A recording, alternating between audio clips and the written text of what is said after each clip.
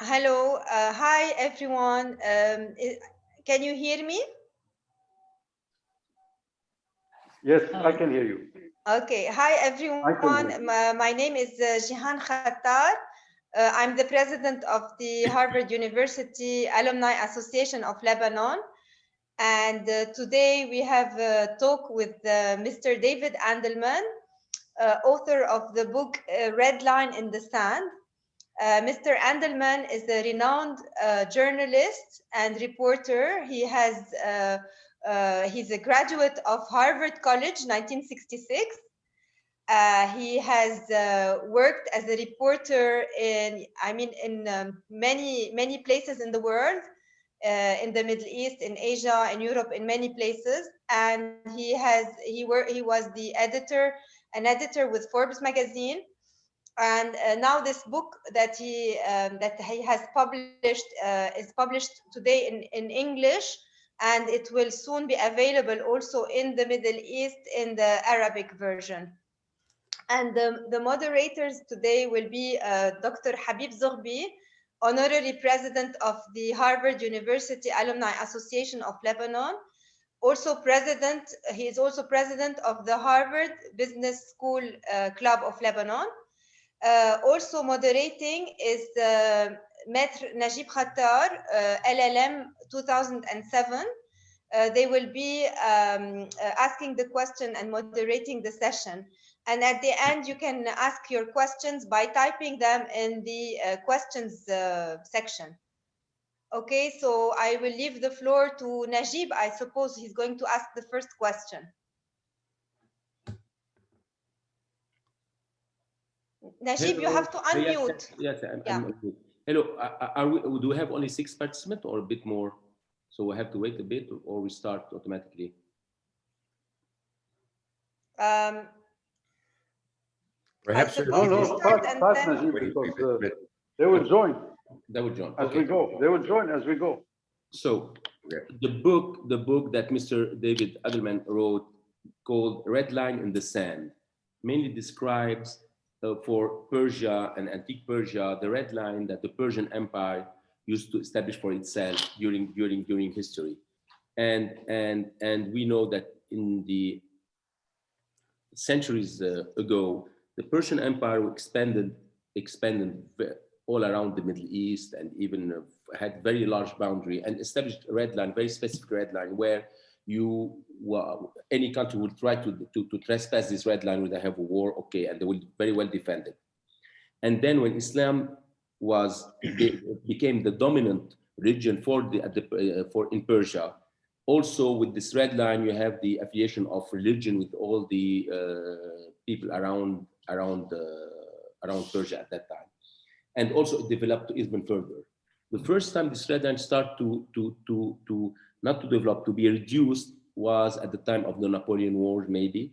And at that time, the Persians start losing part of their land. And until the First World War that Persia came back to what was basic, the core of Iran that we know today, that's called Iran. And the red line was at that time the border of Iran, and it's because of this red line that we witnessed the war between Iraq and Iran, and the war that took 10 years of war, very harsh war, because of this red line, where no one was supposed to touch or to move anything from them. Now, after this red line, with Khomeini taking over, Ayatollah Khomeini taking over and bringing the Wilayat al-Faqih theory, now, and belief, now the Persian and mainly the Iranian are trying to extend this red line to all Shia in the area, and pose themselves as the protector of all the Shia in the area, and establish a small red line in different countries that will protect the Shia which report to them. So my question to Mr. David, with all this description of history that I tried to summarize in your book, maybe I hope I did not make a lot of mistake, but I hope it's quite descriptive. How do you see this red line will develop in the future? And will you think that this idea of having this red line around the Shia community around the area, mainly in the Middle East, is something sustainable that Iran will be able to defend, or we will witness, as before, again, the red line to be confined to mainly Iran? So this is our question. How do you see that compared to what happened in history, what's happening now, and in the future with all this? Thank you very much. Sure. Well, first, thank you so much to the Harvard, the Club of the Harvard Alumni Association of Lebanon. It's a great privilege and an honor to be there. I've been in Beirut during more difficult times in the 1980s. You know what that was like. Many of you, if you're old enough. I crossed a red line, then called a green line on many occasions back then as a correspondent on CBS News. Yes, but at any rate, we'll leave that in the past. Let me go backtrack before I get onto the red line, particularly on specifically on Iran. I thought it might be useful to some of your listeners to understand what a red line is and where the origins were. And so, if you take the title of my book, A Red Line in the Sand, and divide it in half, the second part deals with the line in the sand that Jesus drew in as far back as the book of John, when the Pharisees brought to him an adulteress who under Mosaic law should be stoned to death. Those who without sin he dared them should cross this line he drew in the sand and cast the first stone. That's the in the sand part. The red line itself actually dates to the Crimean War, which was Britain, France, and Turkey, again, with the Ottoman Empire, against Russia. That's reaching its peak in 1854 at the Battle of Balaclava. And the British forces were down behind a little hill. The Russian long-range artillery and the Cossacks on the horseback were on the other side, and they began to charge. Fortunately, there was a brilliant wordsmith, a foreign correspondent for the Times of London, who was there on the scene, William Howard Russell. And let me just read you a sentence of what he wrote in the Times of London that explains exactly what I'm talking about. He was talking about the charge of the Russian hussars, the Cossacks. The ground flew beneath their horses' feet, gathering speed at every stride. They dashed on toward that thin red streak tipped with a line of steel. Well, that thin red streak was all of the British redcoats with their red uniforms lined up. And with the line of steel is, of course, their bayonets all lined up there. Well, that quickly morphed into a red line, thin red line, and that became then part of history, geography, diplomacy, and war. So let's fast forward now to the present day. And I can get back to what Najib was originally asking. Sorry for the divergence, Najib.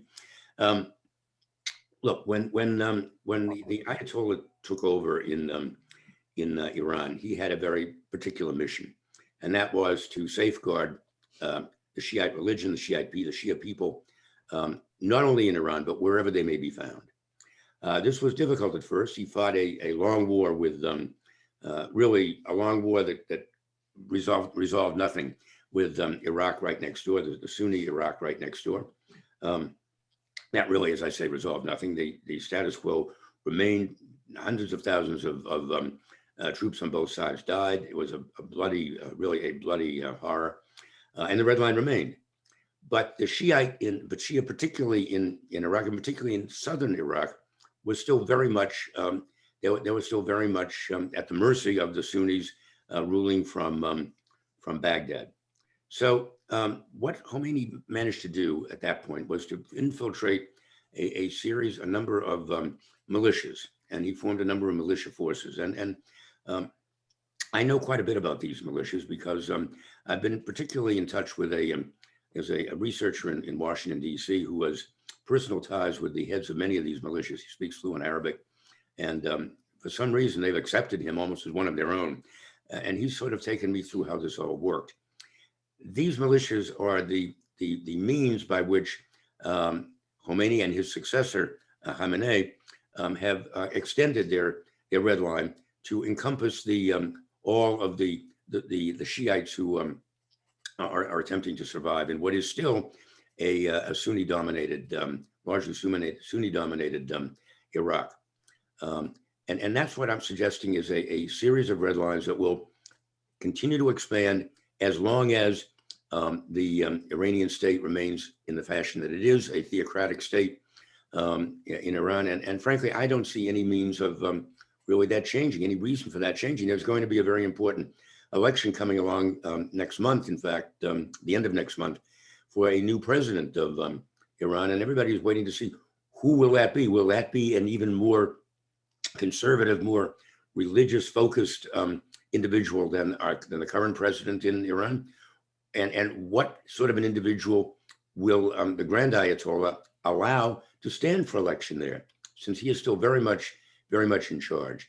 So all of these are issues having to do with the red line, the original red line surrounding Iran, and how they have attempted, the Ayatollah and the Quds Force and the IRGC, the Red Guards, how they have a Revolutionary Guard, how they have managed to expand that into areas that are not controlled by them officially, they're other countries, but still maintain their control and their ability to come to the assistance of Shiites in other regions throughout the Middle East, particularly. Well, David, you touched on what you call the Red Guard. We call it here in Arabic, Haras Saudi. I'm sorry, the Revolutionary Guard Corps, IRGC. Yeah, Right. Revolutionary Guard. Okay. Right. So if we're talking the Revolutionary Guard, these people will be staying after the election, of course. And so will be the Murshid Ala, we call him, which you call the Ayatollah yourself. So what do you see as potential changes in terms of the red lines after this election, no matter who is elected, basically? Is Iran capable of surviving without expansionism, without what we're seeing now as real development all over the Middle East with their proxies everywhere, which represents then the tentacles of strength, basically? Is that going to ever change with this election? I frankly don't see it changing, at least for the foreseeable future. I will tell you, the only real hope I have for all of this is the young people in Iran. And I've spoken to many young Iranians, some abroad, some at home, through other people, journalists I know who have been there and talked with them. I think the next generation in Iran, I think there is great hope for them. And I'm hoping that there will be a change, at least a subtle change. And what is particularly motivating them, I think, is their desire to really resume Iran's rightful place as a member of the global construct, part of the global fabric of culture and learning and understanding and development. They don't want to be seen as a pariah nation anymore. They want to assume their place as part of the Western world, or the world in general, as a country that is capable of adding to the relevance of the human condition and the prosperity of the human condition. And if that can work, as I hope it can, I think perhaps that form of militant Islam, I'm hoping, will begin to recede in Iran. But look, I was in Eastern Europe. I was the East European bureau chief of the New York Times back in the 1970s. I covered all of the so-called satellite countries around Russia, the Soviet Union. And I have to tell you, when we looked at that, communism in those days looked like, the 1,000-year Reich. It looked like the Nazi Germany at the height of its powers in 1942, 1943. No one could have foreseen that communism could come to an end so suddenly, so dramatically, and so thoroughly. So I'm never one to say, for my 76 years, having seen many changes in this world, I'm not one to say that anything like that is impossible. But all I'm suggesting is I agree. This is possible. The question is whether it's possible internally is one thing, but whether the superpowers, let's say the US basically and Europe, are going to change their policies in terms of having or needing a balance in the Middle East between Sunni and Shia, so that if they need the regime as it is now to continue to keep the balance between the radical Sunnis and the majority of Sunnis in the area. I don't think it's up to a Western power of any kind to decide whether Sunnis or Shiites should have a balance in the Middle East. I mean, I think that's up to them, and that's up to Muhammad and his Muhammad and his disciples going back 1,000 years. They are the ones who originally decided that there should be these different sides, these different facets of Islam. And I think there are many facets of Islam, and I think that's very healthy. My wife and I traveled through Saudi Arabia some years ago, and there's a country that is just totally, I mean, committed to Islam, and it's really fascinating because we went to the homes of many Saudi people, and each one of them would present us with a Quran, and they would say, you must read this, you must study this. And we looked through it, and we saw many of the same. What's fascinating is we saw many of the same biblical stories as are in the Old Testament. So all of these countries that were born in that part of the world, they have the same fundamental sets of beliefs, and it's just simply how they approach their relationship with their God. And I don't think we in the West should be in any position to dictate that in any fashion. Now, what we can dictate. Sorry, go ahead. So this means you don't think that there is any influence on keeping these two sides basically opposed and making a balance in the region from all outside powers, who don't need one of them to take over the region. You don't believe that this is actually, it's only the decision of the rulers in Iran and in the Arab world. You don't think there's outside players who want them to stay at odds and basically maybe to sell arms to both and to create a balance constantly between them? You don't share this view. I don't think we should be selling arms to anybody who's involved in a war, frankly, at this point, but that's my own personal belief. I tell you, my book before last, I wrote with the Count de Marronche. Alexandre de Marronche was the head of the French CIA, the DGSE, and he was very active in the Middle East, or the DGSE was, the French CIA. And he told me that one of the theses we developed in this book was the idea that any country is perfectly willing and perfectly able and should be allowed to govern itself the way its people believe it should be governed. When they begin to impose their views on another country, on their neighbors, by force of arms or in any other similar fashion, that's when it becomes a matter of international concern. And I think that as long as the as Iran wants to preserve basically a theocracy like it has, and wants to preserve its Sunni faith within its country, and even Sunnis abroad. Shiite faith within its country, even Shiites abroad, then they should be allowed to do that. But it's only when they begin to impose their views on other countries by force of arms or other similar fashion, that's when it becomes a matter of international concern. So that's what I'm hoping Iran can be induced not to do.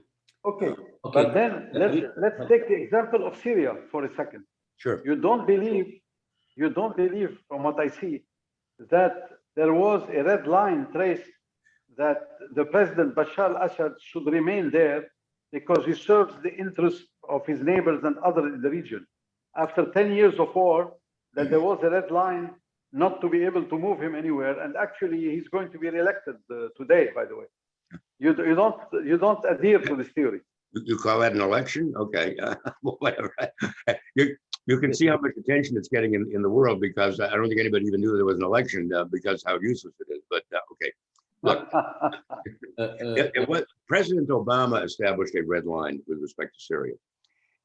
Frankly, it was very ill-conceived. It was ill-drawn. It had to do with the use of poison gas against sarin gas against its own people. Yes. And it was never upheld. It's the worst kind of red line. It's a red line that one side does not understand or respect or recognize at all. And at the same time, there's no clear penalty for violating that red line. And that's the problem in many parts of the Middle East, particularly in establishing red lines here now, because there's no good sense of what are the penalties going to be, and are they going to be sufficiently high that it's worth both sides respecting this red line. That's the problem, I think, with the red line in Syria. There are red lines there, but Bashar can just, roll all over them, and nobody pays any attention to them. And there's no penalty for him doing that. But David, so, yes. Excuse me. Sure. Because for the red line in Syria, the Syrian regime, they kept using the chemical weapons. It was until President Trump bombed them and told them, this time you cross this, I will bomb you. And they stopped at that time. Now they did not use it again. We see with President Biden if they not need to use them anymore. However, my question, I assume from what you said what you mentioned now describing Iran is that the regime, actual regime in Iran, is what the Iranian people want at the election.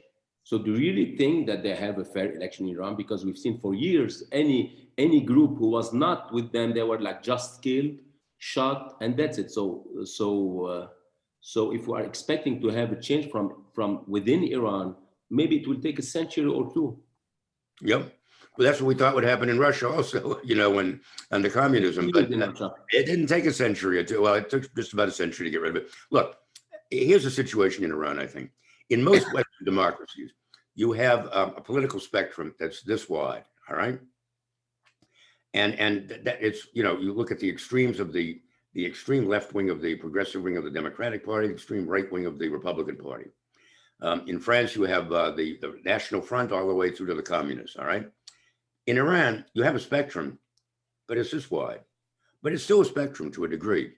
So I think the Ayatollah Khamenei, he understands that he can't simply say, dictate, this is going to be the one candidate. As in Russia, for instance, under the Soviets, or even now under Putin, there's one candidate, basically. That's it. And everybody understands that.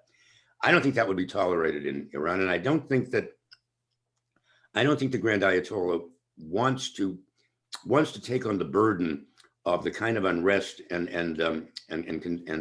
I think basically in Iran, it's very interesting. And this worked under the Shah also. People say it's the bazaar. The bazaar, B-A-Z-A-A-R, the bazaar, that dictates what is the future government of a country. And I think that's very true. It means the great merchants, even the small merchants who go into the bazaar every week, they go into the street, and the people who go to these bazaars, they dictate what is eventually going to happen. There is only so far he can, even the Grand Ayatollah, even the Quds Force or the Revolutionary Guard Corps, how far they can push that before all of a sudden it begins to collapse around them, and you have unrest and you have economic dislocation that would be unbearable. I think that's the concern. And I think, by the way, and this hasn't happened yet, it hasn't reached that extreme yet, if the economic situation becomes so extreme that the bazaar is really affected, then I think there's going to have to be some serious changes in Iran, but that hasn't happened yet. So again, this election, we don't know who the candidate is going to be. One moment, the economic situation can only improve from here because there's going to be a lifting of sanctions soon. According to President Biden, very soon they're going to have an agreement and lift the sanctions and go back to the nuclear agreement without any clauses related to long-term missiles, long-range weapons, or their proxies in the Middle East, by the way. That's how it looks as of today. From your lips to God's ears, there'll be an agreement. We aren't even close to that yet. They're not even talking directly yet in Vienna. I've been watching these Vienna talks very carefully. Don't put too much store in that. Look, if they don't get an agreement in Vienna before the end of June, all bets are off, because they'll have to start again from square one with the new government. And we have no idea what the new government is going to look like. It's really a roll of the dice. That's the reason why there's this great pressure to do something now. I don't know what they're going to do now. No one seems to. And that's the concern. I think there's a great concern. I know I speak with many people, particularly in France, where I have a home, also French diplomats and so on. They're very concerned about what's going to happen in Vienna. Will there be some kind of an agreement? And frankly, I'm not sure Russia and China, the Russians and Chinese who are sitting in these talks also have any great impetus to move these talks forward more rapidly. Really, the ones who want to move it forward rapidly, the Americans, the British, the French, the Germans, and that's about it. Why? The what? Why Can I ask a question, Nashid? Why? But why they want to remove it rapidly? Why they want to move it more quickly? Well, yeah, why they would like? Because if they don't, this agreement is going to go up in smoke, or risk going up in smoke. So what's the problem if they go? So if they have no agreement, what's the problem? The problem, I know exactly what the problem. I think I know exactly what the problem is in Vienna. The Iranians don't want to give up some of the advances that they've made over the last couple of years in their ability to produce a nuclear chain, a nuclear system that will work. work in a civilian sense, even beyond a military sense. They want to be able to have their own, they want to be able to produce their own nuclear fuel for reactors and for research and so on. They also probably want to be able to be that much one step closer to producing of a bomb if that becomes necessary or it becomes realistic. But look, they've developed some really made some dramatic advances in technology and so on in Iran in the last couple of years in terms of being able of a nuclear fuel cycle. I have a good friend over there who's with the one of the leading think tanks in Iran, and he said the one thing that the Iranian regime wants, and particularly the Grand Ayatollah, he wants an independent nuclear fuel cycle, so he doesn't have to depend on any other country to provide nuclear material, fissionable nuclear material. Now, the unsaid word is, of course, that means bomb-making material. He has said, we don't want to make a bomb. All right, let's take him at face value. Let's assume he doesn't want to. I hope that's the case. And nevertheless, they still want to be in a position to have their own self-contained nuclear fuel cycle. And that's what they're moving toward now. They are one step away from being able to do that. They're up to 20% enrichment in fissionable material. They need to get that one next step higher in order to become a real independent, develop a really independent nuclear fuel cycle. So that's what a lot of disagreement, I believe, in Vienna is all about, is how much of that technology will they be allowed to retain? How much will they have to give up? And how much of fissionable material that they've already produced will they have to send abroad? So those are difficult questions and I don't know what the answer is to them. Now, I might say that I haven't gone into that kind of detail in my book, simply because it's the idea of my book was to establish the concepts of red lines and how they may be applicable in different areas. Otherwise, I'd have to have the book as a loose leaf notebook and have to keep sending out pages, every few weeks, every few months to update it, which of course is impractical. I do write columns for CNN and NBC Think about this, and so you should watch those as well to get my up-to-date thinking. But that's my view right now, my perspective right now. Can I ask a question? Please. Yeah, you mentioned earlier that what determines the results of an election is a bazaar. You said something bazaar, and the line went like I couldn't hear you anymore. Can you repeat what you said or explain it again? Yeah, sure. I think that what we call them bazaris, the people who run the bazaar in the great the merchants, the small merchants, the middle class merchants, small merchants in Tehran and the other cities, they're a very important political force, and what they really want is a kind of an economic and social system that works, that provides the kind of stability that they need in order for their businesses to function.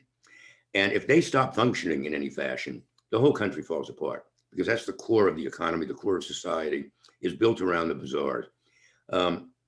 They played a very important role in past elections. It's how, frankly, we've avoided having a really tremendously hard-line president in Iran. So this is a question I think that the Grand Ayatollah Khamenei is going to have to decide: is how conservative a series of candidates can he provide that will not upset the bazaris who will fear, in fact, an end to their system of economics and so on that supported the country. So I think that's what's very important for them to think, and that's what's important for him to consider. And it's very important for us to look at when that list of candidates is finally released. It should be fairly soon now, because the election, if I'm not mistaken, is at the end of June. Yeah. Okay. Thank you. Do you understand that? Is that okay, Jan? Yeah, it's fine. It's fine. It's okay. Good. Okay. So. Okay, David. Yes, please. Let's, if we can just try to summarize in 5 or 7 minutes the situation in the Middle East now, then we can move to red lines concerning Turkey, maybe North Korea, Crimea, just a little bit. So we spoke about the red line of President Obama in Syria, and we agreed that did not work, right? More or less, it doesn't function. Okay. Now, the red line concerning Iran in the region, its expansion in Yemen, in Iraq, in Syria, in Lebanon. Do you sense there is any red line at the present time? Was there a red line at the time of President Trump about that, so that we can wrap up this subject? I think those red lines are still firmly in place. There was supposedly a truce, a brief truce in Yemen. That hasn't really panned out very effectively. They're still fighting in Yemen. They're still fighting they're still fighting every day in Iraq. That line hasn't worked very effectively. You haven't mentioned, of course, perhaps you're avoiding it because it's just right next door, Israel and Palestine. Hamas and Netanyahu. That's the only way I can put it. I was going to ask you this question, David, about Israel and Palestine. What's happening now in Israel? Do you think it is linked in any way to the discussion in Vienna and trying to push that the red line, that no, like the Iranian, we have our proxies in Israel can bomb for a long time. So otherwise we can, so if you don't give us what we want, we can make life very difficult for Israeli. Or the Israeli trying to show, look what they have done here, and you cannot trust these people. Look at how rocked we have, and so the Americans don't go forward. So definitely there's something with this talk at that. And then I finished President Biden. The moment he was elected, he lifted the sanction on the Houthi, thinking that we'll cooperate with him, and later on said it was a mistake. We shouldn't have left the sanction on the Houthi. So he goes back to President Trump's view about the Houthi. I have to agree with you on that, but I'll laugh. But look, I think Netanyahu is really quite sincere in believing that this is his moment to try to destroy Hamas as a potential force in Gaza, certainly, and what activities they have in the West Bank as well. He never has recognized Hamas for anything other than as a terrorist organization, which the United States does not, by the way. But Hamas, you have to understand, from my perspective also, and I'm Jewish, but not necessarily pro-Israeli. I try to look objectively at what that country is doing. I think Hamas was the elected government of Gaza. The Gazan people elected Hamas, and it was a relatively free and fair election if you look back at it. The stories at that time suggested that they were elected freely by the people of Gaza. That was the government that they chose. They should be allowed to have that government. Netanyahu does not want that government in charge there. So he's prepared now to try to do everything he can to destroy it while he has what he believes is the ability of it. But I go back some years there, and they're going to destroy these tunnels, for instance. That's one of his aims.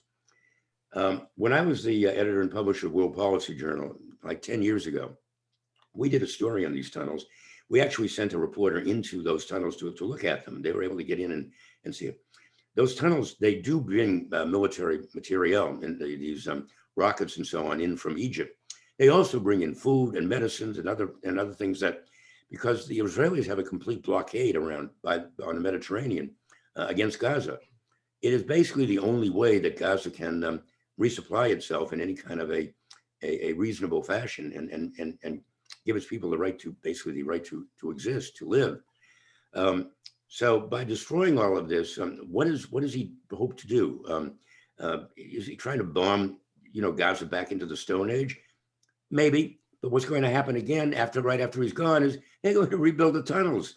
They're going to do whatever they need to survive. This is a question of, it is an existential question for Gaza. And I think that is what Netanyahu and his people don't recognize. Now, the one further question is, of course, is this not an existential question for Netanyahu? He believes it is.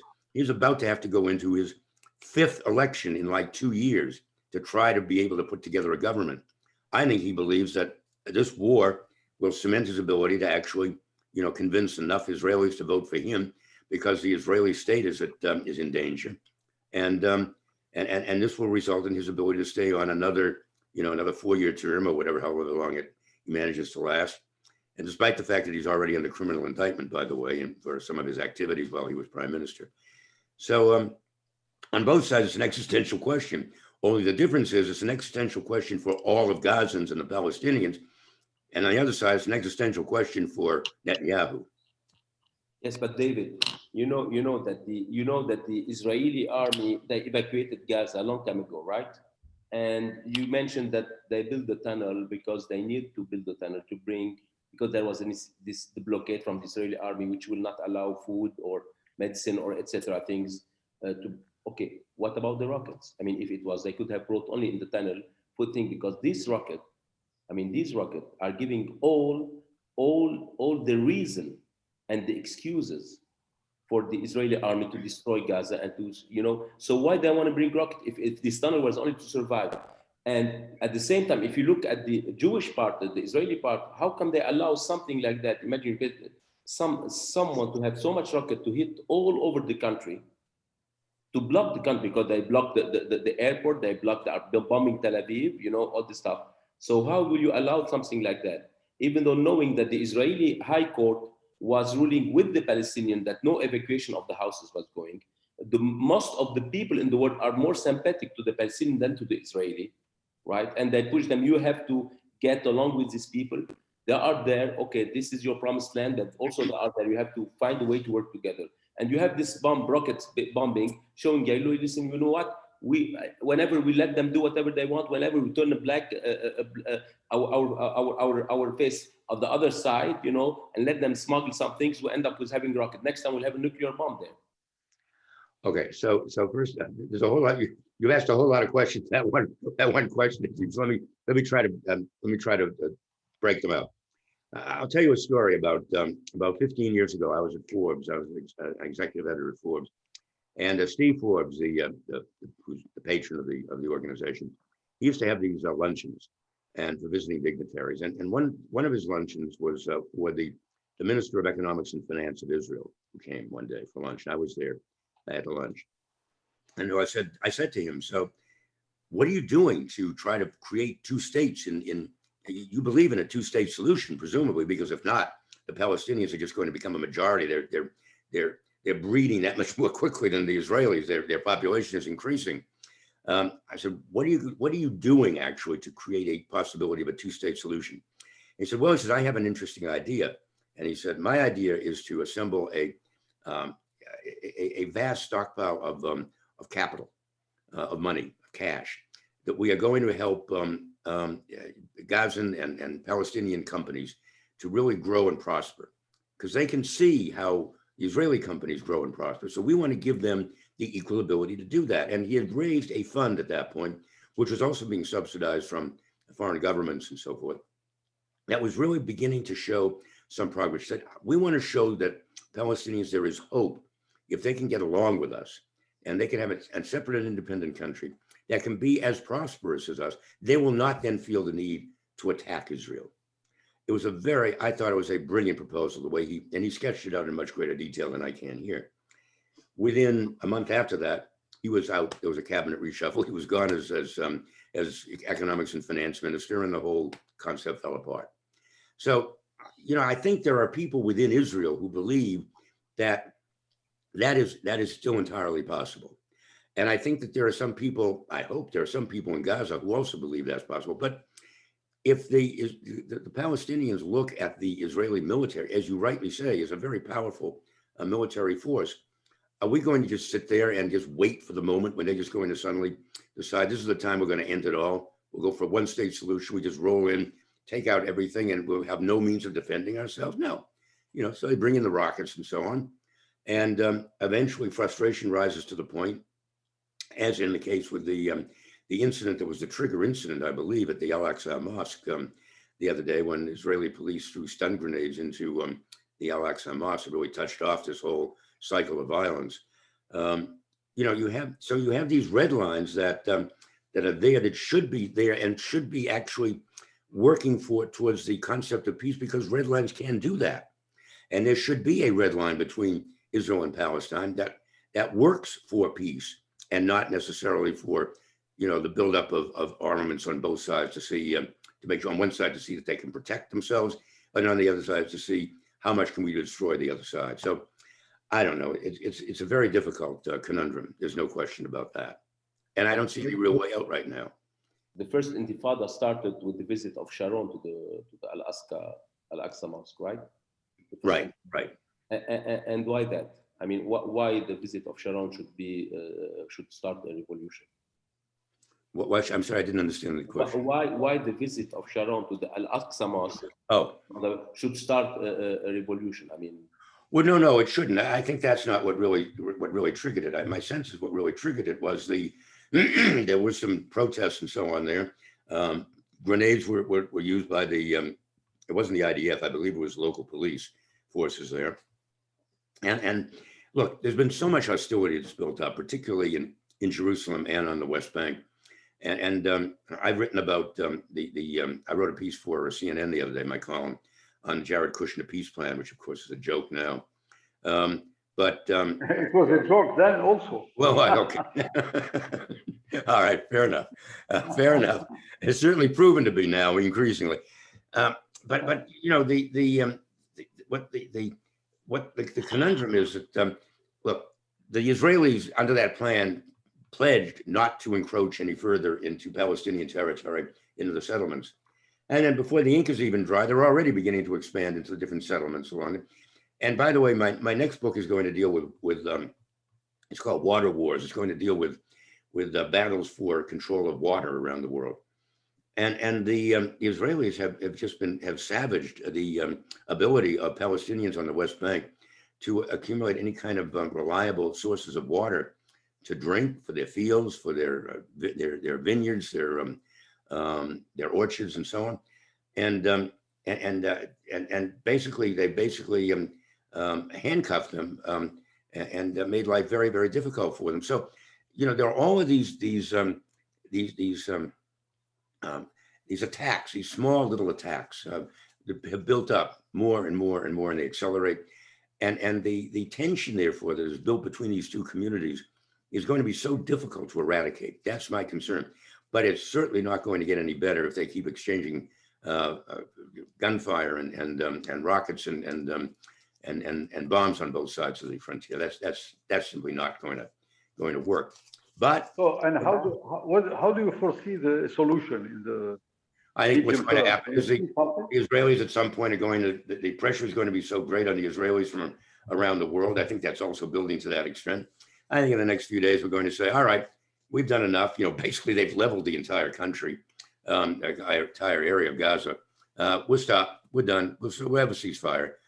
And look what's left there. It's rubble everywhere. Someone's going to have to rebuild that.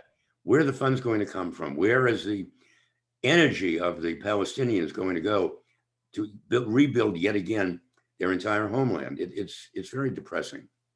So there's no red line for Israel. There's no what? There's no red line for Israel. There is a red line, but Israel doesn't always respect it. Let's put it that way. So there's no red line. But remember what I say in the book, and I'm very careful how I draw these all over the world.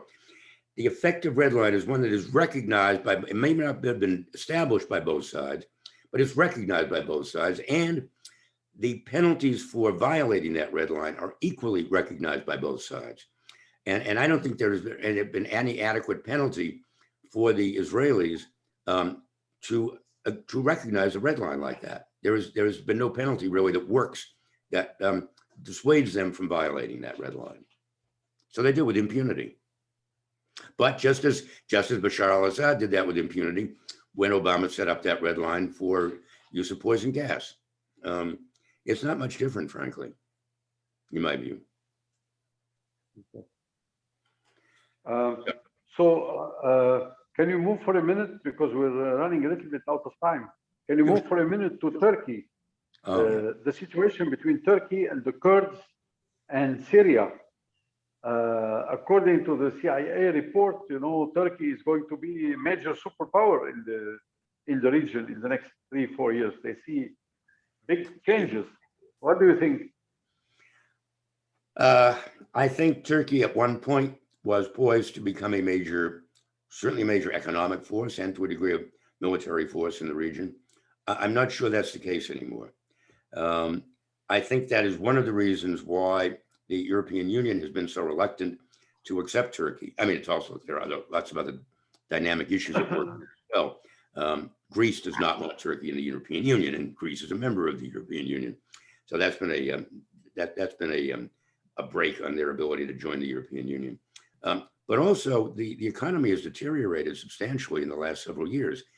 Turkey was at one point one of probably the motive power, economic power in the Middle East. I mean, it was a tremendously powerful economy, and it was prosperous, and its prosperity was growing. This has deteriorated, I think, frankly, in recent years, last couple of 3 years. And so this has made it much more difficult. At the same time, Why did it deteriorate? I'm sorry? Why did it deteriorate? Well, I think the president's, many of the president's policies have been more dedicated towards preserving himself in power than have been in empowering the economy and attracting foreign investment. And I think foreign investment is reluctant right now to come to Turkey. Yeah, that's my sense of it. You folks are business people. You probably know, and you're much closer to it than I am. But you could probably, inform me on such issues. But my sense is that foreign investment in Turkey is not a major. It's not a major destination for most foreign companies. So, at any rate, and then there's the distraction of the Kurdish problem, Syria. His alliance, the pivot towards Moscow, which is not going to, go down very well in most of the rest of NATO and other Western powers. So all of these issues, I think, have compounded the ability of Turkey to carve a prosperous and firm way towards a leadership role in the Middle East. I think at one point, I would say maybe 6-7 years ago, Turkey realized that for 20 years it had been trying to get into the European Union, and it was not happening. So it began a gradual pivot towards the Middle East, and saying, well, if you don't welcome us into the European Union, we are a strong and powerful country. We are a prosperous country. We can, help other countries in the Middle East become equally prosperous. Let's look at our alliances more generally, and understand that our future may be in pivoting towards the other countries in the Middle East. And that's exactly what it began to do. So, that became a self-fulfilling prophecy in a way, because when it began doing that, then, Western countries began saying, Turkey is no longer one of us. So, let's let it go for the moment. Let's see where it goes. And the direction it has gone in the last several years has not been one that I think is one that will be welcomed by a lot of Western Europeans and the United States. Certainly, the expansion of Turkey into Syria, with the presence of the Russian troops in Syria, to be able to have Turkish troops have their authority and hegemony on Syrian land. How did that happen? Is it because they bought the S-400 missiles, or it's why are they tolerating another superpower? The only place where Russian troops are probably present in the world with submarines and ships and everything. That's a very complicated question. I think the Russians want to be in Syria because the military, the naval base, especially that they have in Syria, is their one real hold over the Eastern Mediterranean, and they believe Putin really believes it's important to him to control the Eastern Mediterranean, particularly as an avenue toward the Bosphorus and into the Black Sea, which again is the principal reason for Crimea. They needed to have an outlet in a warm water port, shall we say. So Syria is very important to them for their military presence in the Eastern Mediterranean, military and naval presence. I think at the same time, Turkey began to realize that they're not going to get a lot of help from the United States, even from Donald Trump, in eradicating the Kurds. But perhaps by linking up with the Russians, they can have enough military force and enough political will to be able to go after the Kurds and actually, for the first time now, have a chance of really destroying their power and their ability to operate inside Turkey. So I think that that's one of the reasons why Turkey began to pivot towards Russia. I think it realized that this was not going to be very well received by NATO, which it was not, and still is not. But the question is, does NATO also want to cede the Eastern Mediterranean to Turkey and Russia and Syria, for that matter, which would then be in a position to dominate the Eastern Mediterranean? Next month I'm doing the Harvard Club of Cyprus. my book. I'm going to see some, I think there are going to be some very interesting questions along this line from the people on Cyprus, our Harvard, our fellow Harvard alumni on Cyprus. So that's going to be, we have a former, foreign minister of Cyprus is going to be one of my interlocutors, as you are. David? Well, they have to see what David. Sorry, Najib. Yeah, go ahead. Okay. Habib, I don't know why your picture is upside down, but it's okay. That's all right. It's upside down now? Okay. Yeah, it's maybe the effect. No, it was fine up until this very second. Okay. Habib, we can hear you, so go ahead. David, following on Habib's idea about the expansion of Turkey in the area, I was informed a couple of weeks ago in a talk, informal talk, that the Turk now, that the Ottoman Empire ruled this area for like 3-4 centuries, right? Even a bit more maybe. That's in my book. Yes. So now the Turk, what they are doing, the Turk, to counterbalance the red line of the Iranian, the Shia, of the Iranian, to counterbalance that, they are doing into bracket their own, looking for their own Ottoman ethnic people, Sunni living in the area, and trying, to give them, you are Turk, we can give you Turkish passport, we can help you, we can tell you, etc., etc. Starting with Tripoli, they're starting all over in Syria, they're going even deeper. So they are starting to follow the same path, the same paradigm, and to have an equilibrium. So I don't know if it's only a question of religious Sunni against Shia, because as you know, the Iranians were mainly Sunni until the 16th century, and they changed. So now the Turk, they are following the same thing, and when they go, they are making it very easy for people who are Lebanese or Syrian or Iraqi or even Palestinian and Jordan from Turkish descent to be affiliated to Turkey, even by citizenship, even by supporting. It started all by like the Hezbollah here for us. It started like a social support, school, medicine, etc., and then it turned from social support to a big more sophisticated, etc. So do you think this is a counterbalance? You are going to look into this new red line, Turkish red line in the Middle East? I think that's a very interesting concept.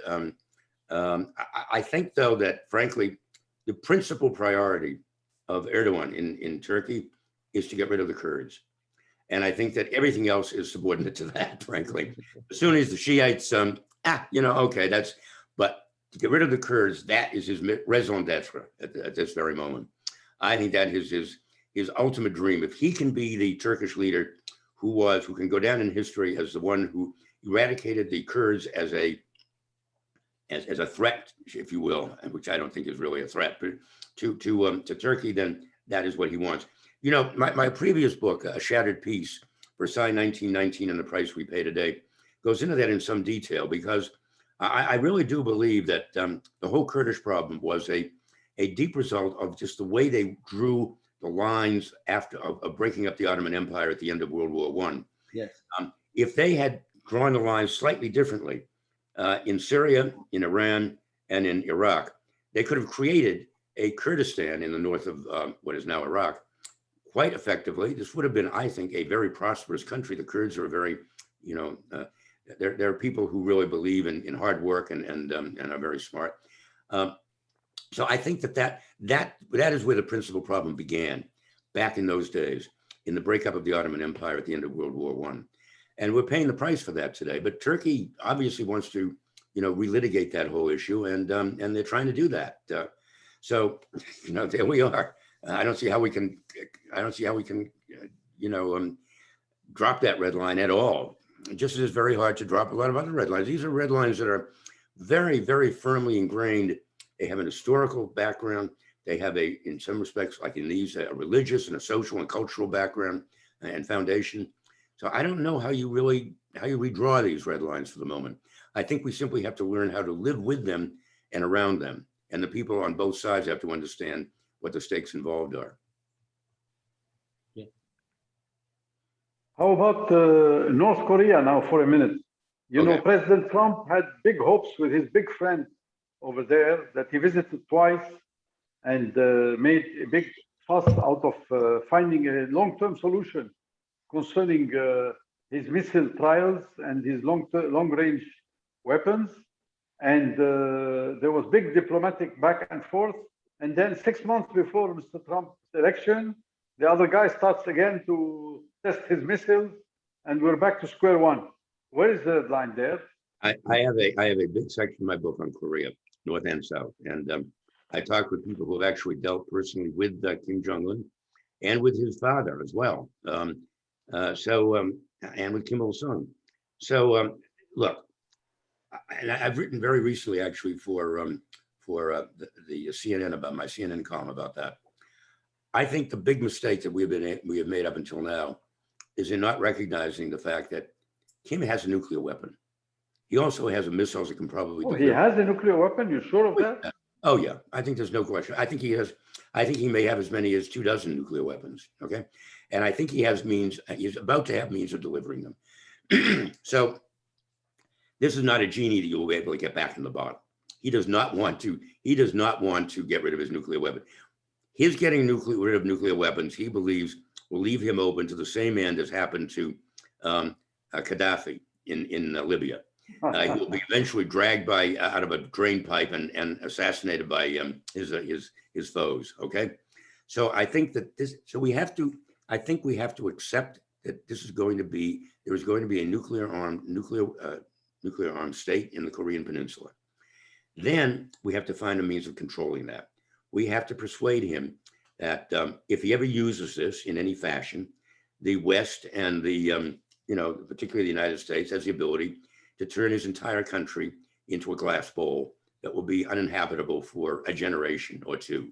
Okay, but there's every reason for him to accept the non-proliferation treaty, to rejoin the non-proliferation treaty, to accept inspections, to make sure that it's not that these weapons are not being, and a pledge that they are not being sold to anybody else, particularly any terrorist organizations or any rogue states in the future. If we can do that, I think we can then accept that there is a nuclear weapon. And by the way, I think China has every interest in restraining Kim's use of a nuclear weapon as well.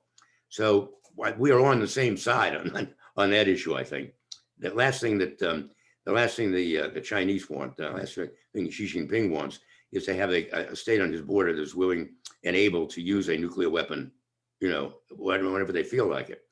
So I think we need to we need to step back a bit and understand this is a red line that has been in existence since 1950s across the peninsula, actually since the 1940s at the end of World War II, and will exist for a very long time and will continue to exist for a very long time, and is now a nuclearized red line. And we have to figure out just how we're going to be able to live with that. That, in my view, is the bottom line in the Korean Peninsula. Mm-hmm. And how about now, last topic now about the Russian situation with Ukraine and Crimea, which is hot now the last few weeks. Crimea and Mr. Biden treating Mr. Putin as a criminal, he says. No, he did not treat him. They asked him, do you think he's a criminal? He said, yes, of course he is. Okay, so I agree with that. He did not treat him as a criminal. Yes, he's a criminal, but not really. There are many people who think Trump was a criminal also. In fact, there are people who are now trying to prove that in courts in the United States. But anyway,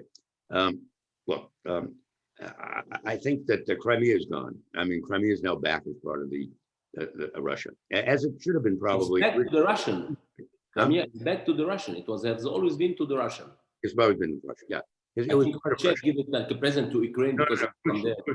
Khrushchev gave it to Ukraine when Ukraine was part of the Soviet Union. Yeah, that's part of Russia. And now it's back as part of Russia. Okay, so, but the rest of Ukraine is not up for grabs. No, of course not. I think that has to be very clear. And I think that Putin understands that. I think Putin understands that he's dealing with a very different kind of president than he was with Trump, obviously. But I know that the State Department is and the White House are planning for a summit, possibly as early as next month, and possibly in Switzerland. Excuse me. In fact, Tony Blinken was meeting with the Russian foreign minister just yesterday, I believe. I believe they met in Denmark or in Iceland. Iceland. Yes, you're absolutely right. So I think they're preparing for that. Antarctica. Yeah, I think they're preparing for a summit at this point. So you know, it's that would be a good thing. I think that they need to talk. They need to figure out where they're going. Putin needs to understand the kind of person he's dealing with. I mean, he kind of understands that. I mean, Biden is not an unknown quantity as Trump was when he came in. Biden for 8 years was vice president to Obama, remember. Before that, he was chairman of the Senate Foreign Relations Committee.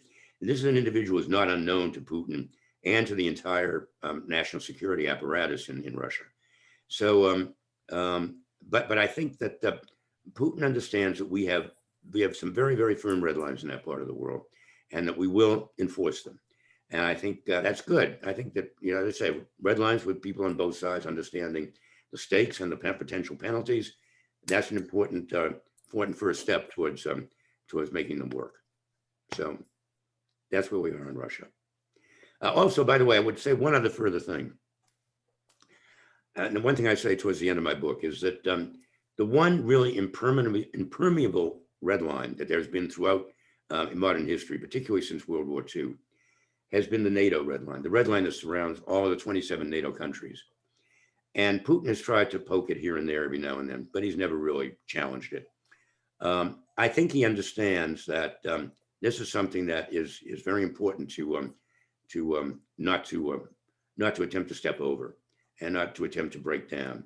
And as long as we are able to persuade him that we are united, the West is united, and the West is prepared to stand up for its allies and friends around the world, I think that will be the best possible way we can handle Putin going forward.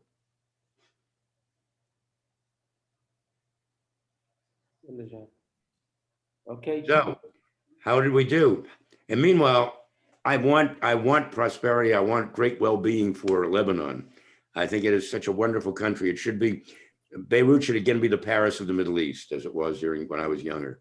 So we need to retract the red line, the Iranian red line. David, you have a question from one of the participants. You have a participant. We're still online, and you have a question. Did you read the question, or shall I read it? No, I'll read it right now. Do you agree that both the Turkish and Persian agendas in the region have in large part been initiated or encouraged by the lack of weakness in an Arab agenda? What are the prerequisites for rejuvenation of an Arab agenda that prioritizes the interests of the region and its people? That assumes that there is a single Arab anything. Look, I mean, the Egyptians have their own agenda. The Saudis have their own agenda. The Emirates, all of the Persian Gulf, the sheikdoms, as it were, they all have their own agendas. That's the unfortunate part about it is I don't think we can say that there is a single unified agenda anywhere in the Arab world. Look, after the Kushner peace plan, crazy peace plan, I call it the Kushner crazy peace plan. After that came out, the Bahrainis, the Emirates, were all Qatar. They were all eager to establish relations with Israel because of the assurances that Israel had given them. Even the Saudis were considering doing this. So each of them, but now this has been shown to be a sham. Nevertheless, I'm kind of waiting for some of these countries to pull back on that. The problem is that none of the Arabs have ever come together with a really, truly unified agenda. And that, I think, is the principal problem. And it's not simply a Sunni Shiite divide, although that certainly hasn't helped matters, particularly in places like Yemen, where you have a country that's divided between Sunni and Shiite, and they're battling each other and have been forever, the way things are going now.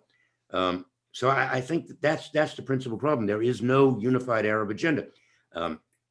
Nasser tried to put that together. Gamal Abdel Nasser, back in decades past in Egypt, he tried to put that together for a single unified agenda. And that didn't really work very effectively. It didn't last very long. I don't know. I mean, I think it's terribly dismaying, and it's not simply the Sunni Shiite divide, by the way, doesn't help in producing or creating the atmosphere for a single unified Arab agenda. I wish it did. I wish there were ways of, the Sunnis and Shiites and the Alawites and everybody else understanding that they all believe in Muhammad as the prophet and God is the one God. But sadly, they don't seem to be able to get past their other differences. Perhaps you can explain to me why that's the case. I've never been able to figure that out. We'll do that in your next visit to Lebanon. We'll do that face to face. That's a good reason for me to come, right? Among many others. Yeah, you're welcome. Wine and food and everything else, and sun and beaches and so on. So, yes, indeed. But thank you so much for hosting me. If anybody has any other questions, by the way, you can always reach me at my email is DAAndelman, DAANDELMAN @gmail.com, and be sure to read my book. Oh, and there's a wonderful podcast now that is just it's going up. It's already up online by Evergreen and Apple Podcasts, and it has a summary of the book, chapter by chapter, about 20-25 minutes for each chapter, and there's some wonderful, sound bites and tapes of interesting individuals from Churchill on down to the present. Some very interesting people speak on this as well, so it's worth listening to. Thank you. Okay. David. Thank you very much, David. It was very interesting. Thank you.